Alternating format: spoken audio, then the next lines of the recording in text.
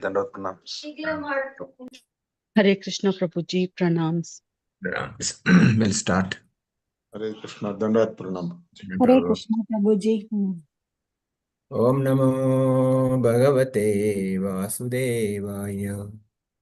Om Namo Bhagavate Vasudevaya. Om Namo Bhagavate Vasudevaya.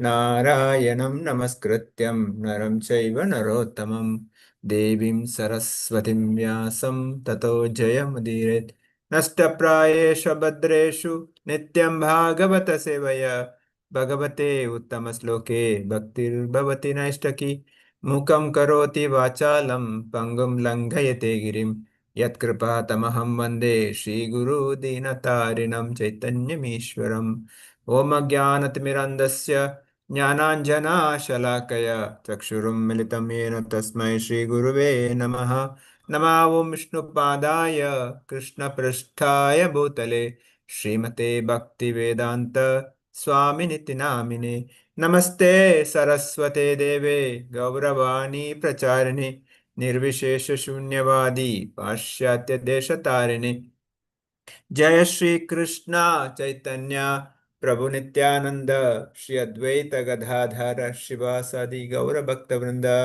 Hare Krishna Krishna Krishna Hare Hare Hare Rama Rama Rama Hare Hare Hare Krishna welcome for Bhagavatam discussion. So shall we start the discussion? Who is going to start today's session? Asha Mataji, she has not come yet. She was just here, just got dropped off.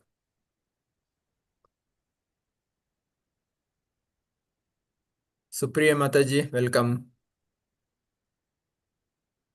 Hare Krishna Mataji. Hare Krishna everyone. Hare Krishna. So we are discussing Bhagavatam, Canto 1, Chapter 18, right? Yes, Prabhuji. 18. We are doing a summary today. The devotees sharing their feedback, what we learned. Okay, so if Asha Mataji's next person can start, go ahead, please.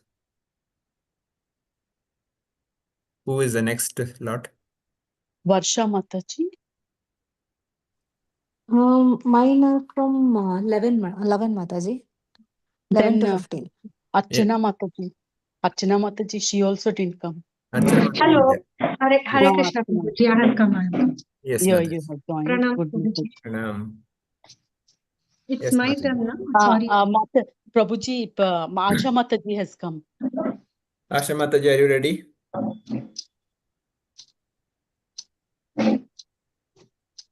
Yes, Mataji. There was some disturbance in connecting. I'm sorry, I'm late. No problem, no problem. Go ahead, start. Hare Krishna. Hare Krishna. Sutta goes to explain the wonderful leelas of Parikshit Maharaja. 192 focuses on the nature of the absolute truth.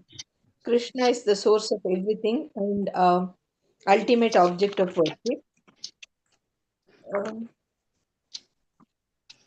One second, please. It is not surrender when I am in difficulty. I should always depend on Krishna for everything. I should develop the idea of Krishna is everything. I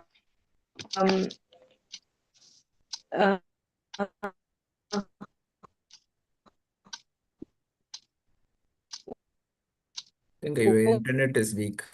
Only desire for me is to serve the Supreme. Anything sent by the Lord is a gift. I have to take it down. One. Okay. Prabhuji, can you hear me? Yeah, in between getting disconnected, little disturbance is there. Yeah, some problem with so I connected late also, Prabhuji. Try connecting the mobile data. 3 and 4 mobile data only I'm using now, right now, Sure. Prabhuji. Okay. No problem. Okay. So if a disturbance is there, then we can continue with somebody else. Maybe later we can come back and see whether better. Okay. So maybe next person can go ahead. By their Archana consciousness, Yeah. Archana Hare Mataji. Krishna I Prabhuji. become free from material contamination. Yeah, Asha Mataji, you can come back later. I think disturbance. Not audible, is it?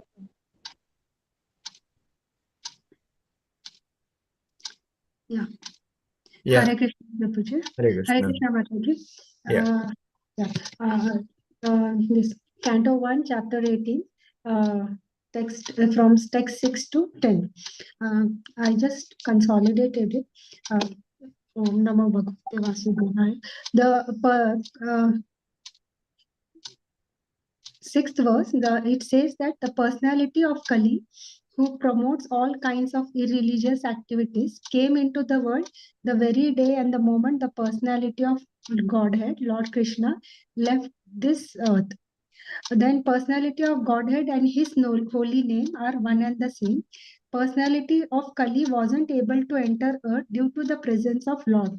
Hence, if there is a constant chanting of holy name, qualities of Supreme Personality of Godhead, there is no chance at all for Kali to enter. Hence, to drive away Kali, we have to associate it with Lord by constantly taking his holy name. In the verse, Srila Prabhupada explains, in this modern society, in an era of modern technology and science, if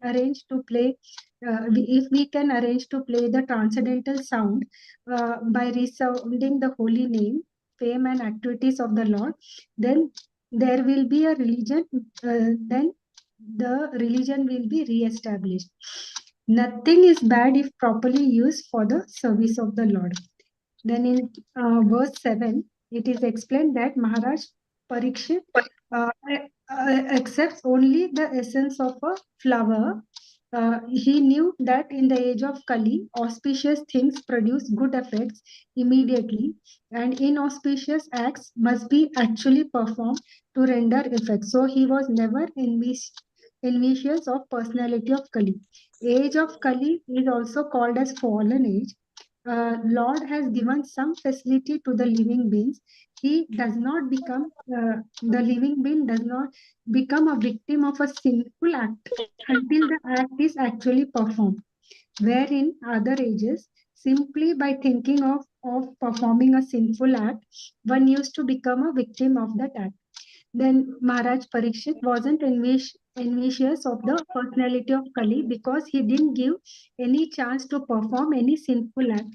He protected his subjects from falling prey to the sinful acts of the age of Kali, and at the same time, he gave full facilities to Kali by allocating him some particular places. So in this age of Kali, in Srimad Bhagavatam, it is said one can attain salvation simply by chanting the holy name of the Lord, by chanting Hare Krishna, Krishna Krishna, Hare Hare, Hare Hare Rama, Rama, Hare Rama, Rama, Rama Rama, Rama. Hare Hare. Maharaj Parikshit made an organized effort to propagate the chanting of holy names, Lord's holy name. And he saved the citizens from the clutches of Kali. Then in the beginning of Srimad Bhagavatam, it is said that by recitation of Srimad Bhagavatam, the Supreme Lord becomes at once arrested within one's heart. These are some of the advantages in the age of Kali. And Maharaj Parikshit took all the advantages and didn't think of the age of Kali like he always thought like a true Vaishnava. Then in verse 8, Maharaj, those who are not devotees of the Lord are careless and unintelligent. These non-devotees of Lord fall prey to the actions of Kali easily. But those who are self-controlled have nothing to fear. Here it says that Maharaj Parikshit was powerful like a tiger and took careless and took care of the foolish and careless person by propagation of the devotional service of the Lord to common man. in text 9, it is said that connection between Lord Krishna in connection with the history of the pious Maharaj Parikshit. Srimad Bhagavatam is the history of the activities of the Lord, and the activities of the Lord are performed in relation with the devotees of the Lord. Therefore, the history of the devotees is not non-different from the history of Lord Krishna's activities. Then devotees of Lord regards both the activities of the Lord and those of his pure devotee on an equal level, for they are all transcendental. And in verse 10, by systematically hearing of transcendental activities, qualities, and of Lord Shri Krishna, we can push ourselves towards the eternal life. Then systematic hearing means knowing Lord gradually in truth and fact and attaining eternal life as stated in Bhagavad Gita. And by transcendental glorified activities of Lord Krishna are prescribed remedy for counteracting the process of birth, death, old age, and disease. Our goal of human life should be totally devoted and connected to Lord Krishna and the attainment of transcendental bliss. Hare Krishna, Prabhuji. Hare Krishna. Next. Hare Krishna, Prabhuji, it's me. Mataji, yeah, please. So in text 11, I understood that when we are hearing about the qualities and activities of the God, one should remember what God has spoken in Bhagavad Gita. And the God's activities are called Divyam, because even as human, as Krishna, his acts were beyond human knowledge and understanding in a spiritual way. He does not take birth like us, or nor his body is material like us. And if we understand this form of God or authorized, if we understand this form of God, of this from the God or from the authorized sources like Guru or Bhagavad Gita or Bhagavatam, we will not have the rebirth. And hence, we should hear more pastime of Lord and engage ourselves in service of Lord so as to progress towards the Godhead. In text 12, I understood that in the age of Kali, it is uncertain of any results of sacrifices, as the Brahmanas are greedy and the public can be deceived very easily. And sages of the Naimisharanya were also doing the sacrifice, but this can't be successful without. I mean, all these things cannot be successful without the devotional service to the Lord. In text 13, I understood like there is no comparison between the pure devotees to any materialistic thing. Those who are advanced in the bhakti wants liberation. Liberation from all these material bondage. All the material pleasures are finished within the end of this body, but the devotional service is eternal and is never ended. So Sutta Goswami was also one such pure devotee of the Lord, and his associations with the rishis was unique. And these people were called as Bhagavad Sangi because they were associated with the Lords. In text 14, I understood like even though the Shiva, Brahma, and all these had the mystic powers and they were called demigods, but Krishna or Govinda is the supreme powerful. He is the greatest of all living being. And Sutta Goswami continued the topic of Krishna before the sages of Naimisharanya, and the sages were also interested. And when the pure person like Sutta Goswami speaks, the audience should be very curious to learn. Like now, how people have the motive behind giving the Bhagavad Sapta, and for the receiving people also, there is some material connection like earning money or wanting some material needs. But at that point in time, both the speaker and the audiences were such pure, and the result of it was very beautiful. That's what I understood, Prabhuji. Hare Krishna. Hare Krishna. Next. Hare Krishna, Prabhuji. Mataji. Yes, it is from point 18.16 to 20. 16. The great rishis are asking Suta Maharaja about Parikshit Maharaja. So here, the transcendental students, it is given. So, The students on the path of liberation are of two kinds. Transcendental students are, one is impersonalist and another one is devotees. The impersonalists meditate upon the glaring effulgence, that is bodily rays of the Lord, that is Brahma Jyoti. The devotees of Lord, they worship the transcendental form of the Lord. It is given here. And then here Maharaja Parikshit attained the lotus feet of the Lord on gaining the knowledge imparted from Sukadeva Maharaja, who is a Mahabhagavata, a first-class devotee with perfect knowledge on Lord. And then there are three classes of devotees. One is Prakrita and Madhyama. Third one is Mahabhagavata. Prakrita is a third-class devotee who visit temples with no specific knowledge on God. Madhyamas are second-class devotees. They know very well about the Lord and his disciples and neophytes and non-devotees. Third one is Mahabhagavata, first-class devotees they are. They see everything in relation with God and the Lord present in everyone they see. They make no distinction between a devotee and non-devotee. And both Parikshit Maharaja and Sukadeva Goswami are Mahabhagavatas. Parikshit was initiated by Sukadeva Maharaja. So we could find some fine qualities in Maharaja Parikshit. That is, he was very kind to all, even to Kali. And some of the Maharaja Parikshit qualities are given here beautifully. The knowledge imparted from Sukadeva Goswami helped Parikshit attain the service of the Lord, which is perfect stage of liberation. And this stage is called Apavarga. This is attained by pure knowledge and renunciation only, as taught or imparted or delivered by Sukadeva Goswami.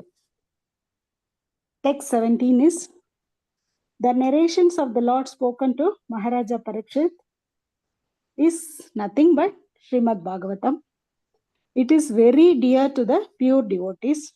Srimad Bhagavatam is full of the narrations of the activities of the Supreme Lord, and hence it is the science of Bhakti Yoga or the devotional service of the Lord.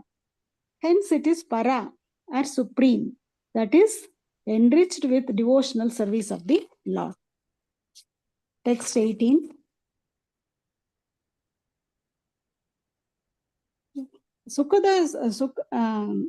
Suta Goswami said that though he was born in a lower caste, association with higher one like Sukadeva Goswami and great rishis of Naimisharanya, his disqualification of or inferiority washed off, he said that. So it is common to all, he said. Lord Sri Chaitanya Mahaprabhu, by his transcendental association, he elevated many disqualified persons by birth to the status of devotional service and established them as acharyas.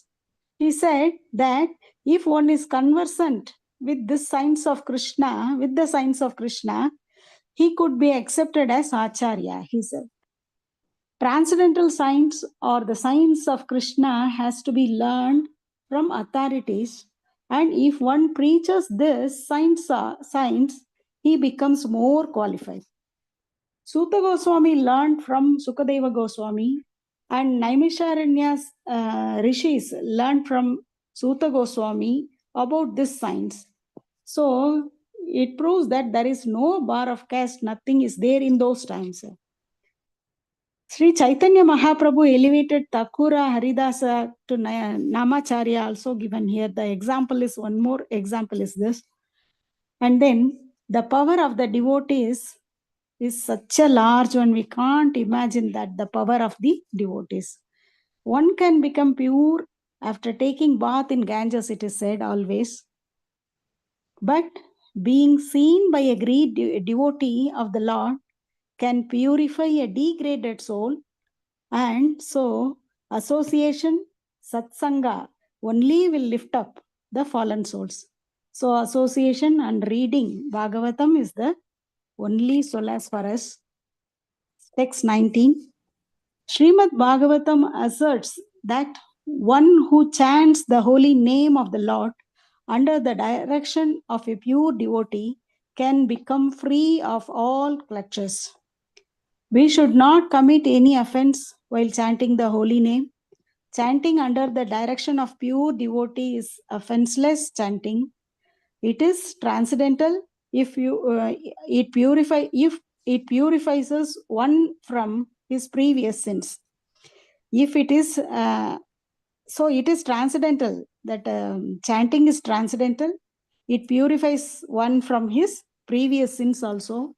The offenseless chanting indicates that one has understood the transcendental nature of the holy name of the Lord, and thus surrendering to him also recommended. Lord's holy name and Lord are identical. Lord's holy name is as powerful as the Lord. The Lord is the all-powerful personality of Godhead. All his name are non-different from him.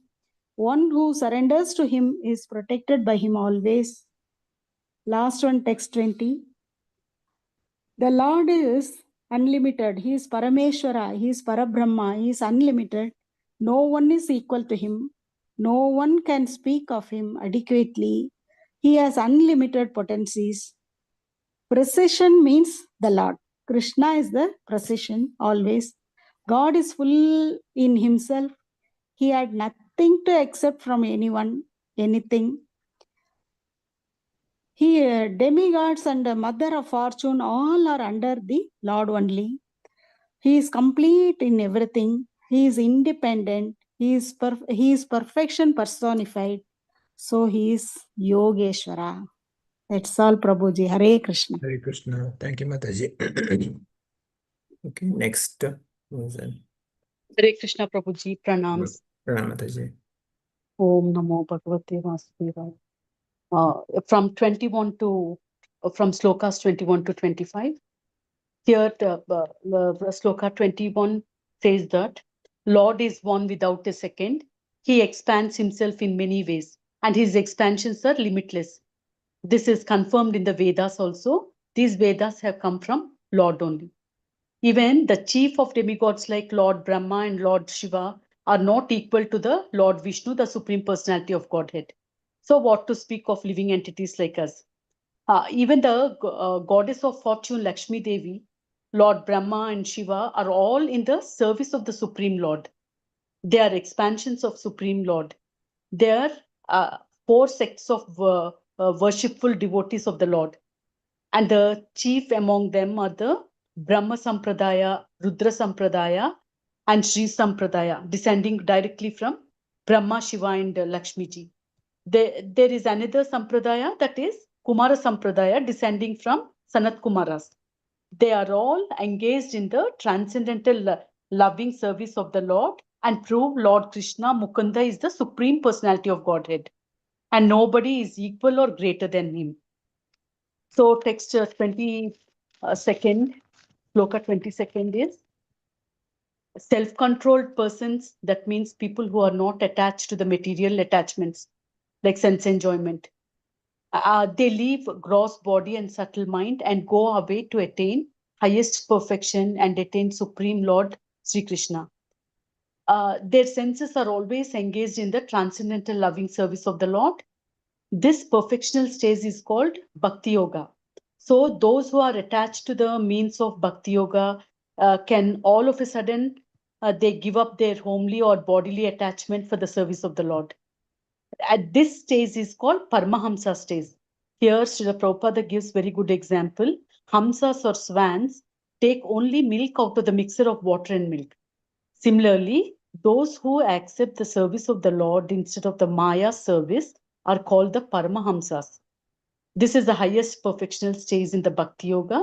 These Paramahamsas, they're qualified with all good attributes: pridelessness, freedom from vanity, non-violence, tolerance, simplicity, sincerity, respectability, worship, and devotion. non-envious also. And text 23 says, the Supreme Lord is unlimited. No living being can know his unlimited capacity. The Lord is impersonal.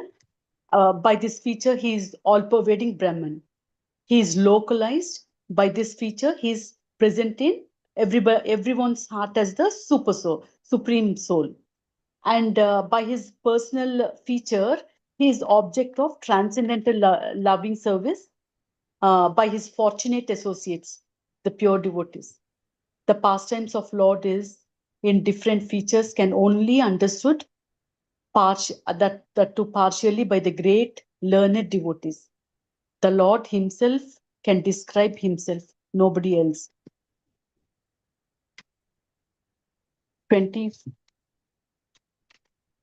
24 to 24 and 25.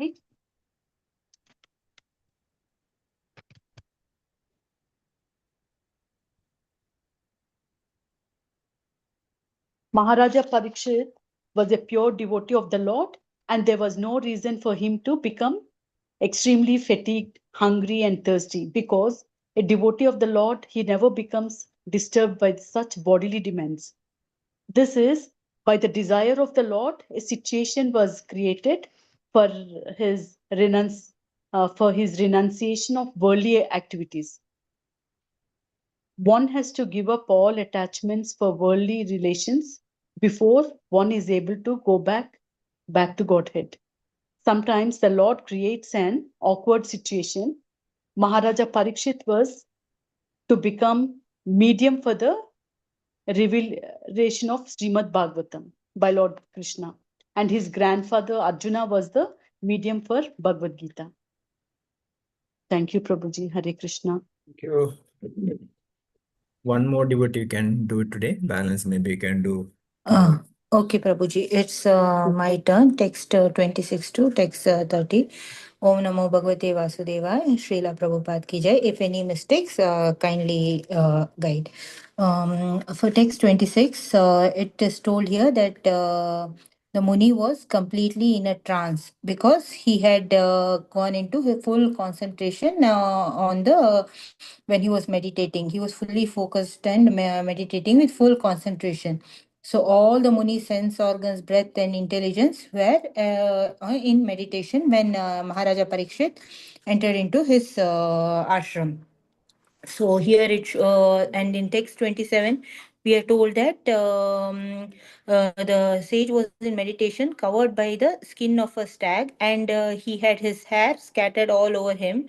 And here the king was, Maharaja Parikshit was feeling very thirsty and asked him for water.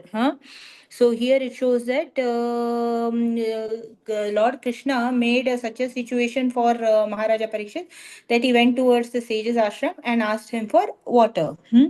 And in text 28, we come to know that the king, when he entered to the ashram, he was not given any welcome by the rishi because he was in deep meditation. So here it is told that usually what happens is when any guest comes to our house, we are supposed to treat the guest, irrespective of whether he is a friend or an enemy, with lots of respect, love, and affection. We are supposed to treat the guest, even if we don't have, we have to give them good food, good things to drink, and also speak nicely to them. But in case if a person is poor, he does not have anything to give to eat and feed, then also he can speak nicely to the guest. So Atiti Devo Bhava.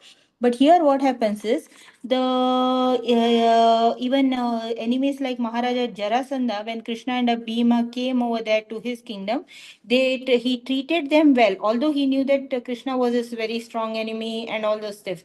So here the Lord himself creates a condition that Maharaja Parikshit goes to the house of this sage, but he doesn't get any welcome over there.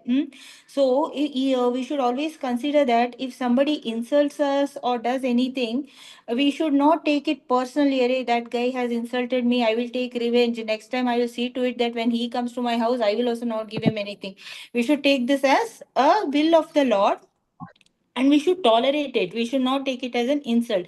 So basically, pure devotees are supposed to accept all conditions of frustration or any bad things that happens as blessings from the Lord, and not consider this as we are have been Lord has put us in so much misery. So whatever happens, Ishvara Parama Krishna, such he is the cause of all the causes. So that we should realize that the pure devotees. So here in text 28, we understand that whatever condition Krishna puts us, we should accept it as the will of the Lord and go through it happily. Text 29, what we come to know is the king was very angry and envious, and because he did not get a proper reception from the sage, and also when he asked for water, there was no response from the sage. So because of that, what happens is he becomes very angry and envious of the sage. But here also it is told that God is not envious, and we should not also be envious.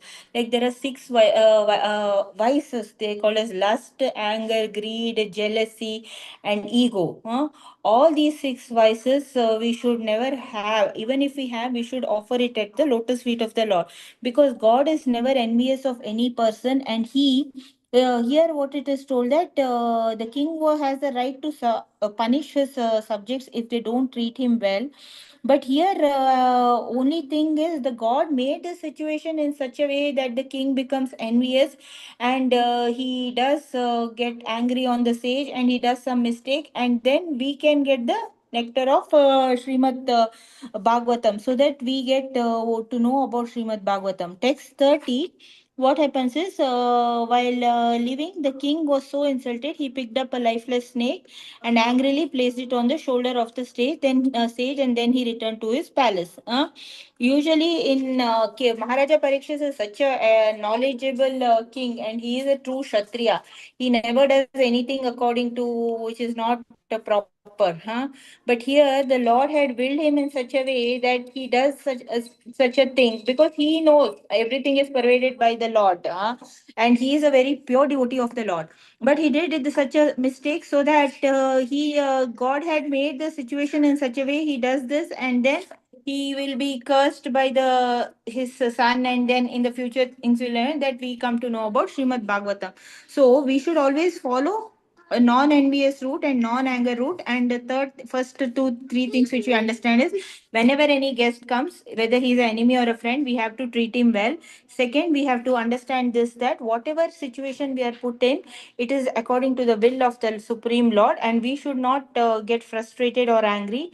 Third thing we should understand is, we should not be envious, and even if anyone insults us or something like that, we should not take it personally. We should consider that Lord has willed that person to insult us.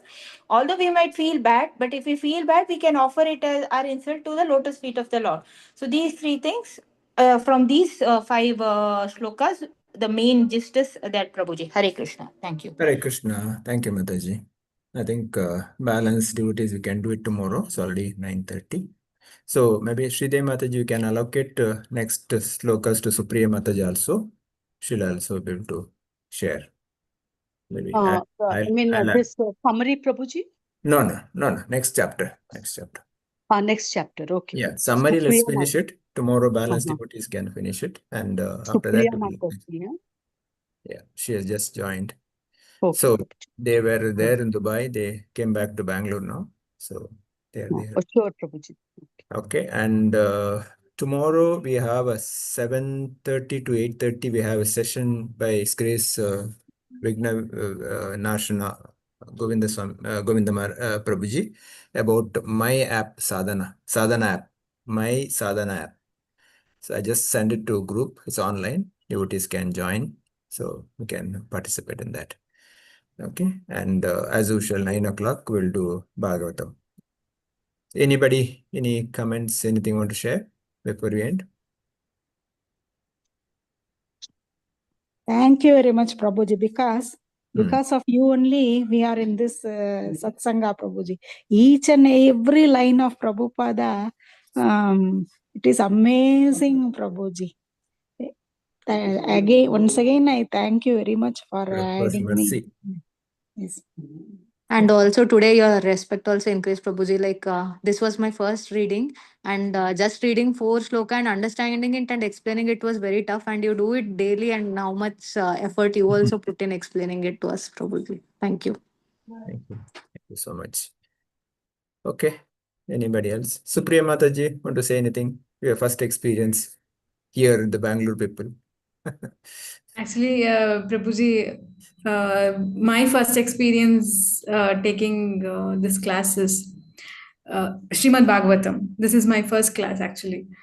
All that I've been through is for Bhagavad Gita classes. So this is my first class for Srimad Bhagavatam. So in the span of 30 minutes, it's just that we are spending 30 minutes of our time.